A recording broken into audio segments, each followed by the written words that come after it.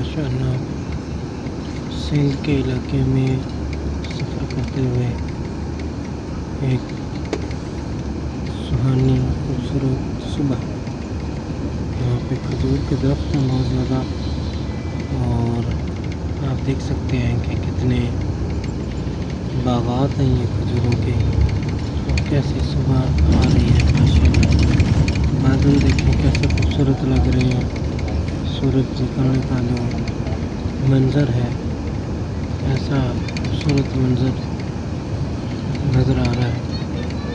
سبحان اللہ، ماشاء اللہ، اللہ تعالیٰ کی مہربانیاں ہیں، اللہ تعالیٰ کے